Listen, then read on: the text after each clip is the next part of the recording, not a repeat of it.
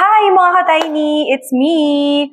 I'm Grace. So, for today's video, samahan nyo akong mag-room tour dito sa Tagaytay. So, disclaimer lang, first time po namin dito, at lalo na ako, first time kong mag-booking dito. Booking? Book dito. Booking ba? Tama ba yun? Booking. Basta yun na yun.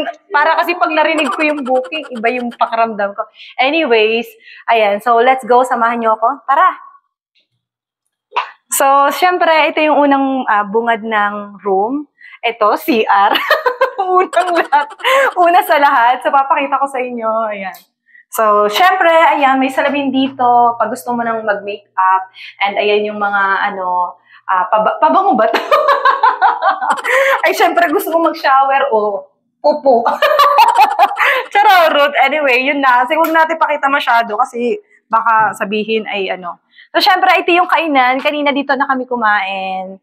And, ayan, ito yung mga dala naming foods. And then, nag-decide na rin kaming kumain sa labas mamaya kasi hindi naman maraming dala naming pagkain. Especially pag lunchtime. So, kung aabot kami ng lunchtime dito. Anyway, ayan. So, ipapakita ko din sa inyo, ito yung kusina. Ito yung one of my favorites sa mga, hotel o sa mga rooms na pinupuntahan ko. And syempre, mayroon tayo ditong oven. Pag gusto mong initin yung dinalang pagkain, ayan, mayroon din tayong rice cooker. Talagang diba?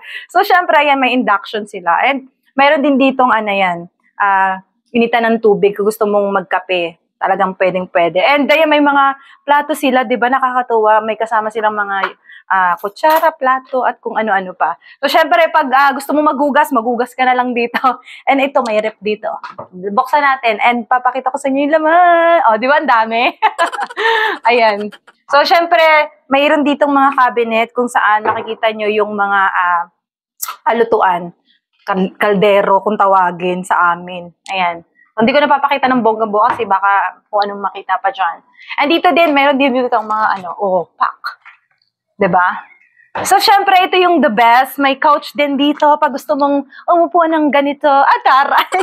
So, ayan, magpahinga-pahinga, lalo na nakakapagod. And syempre, ang paborito natin, ang kama. Tutulog na ako, inaantok na ako kasi wala pa akong tulog talaga, mga ka-tiny.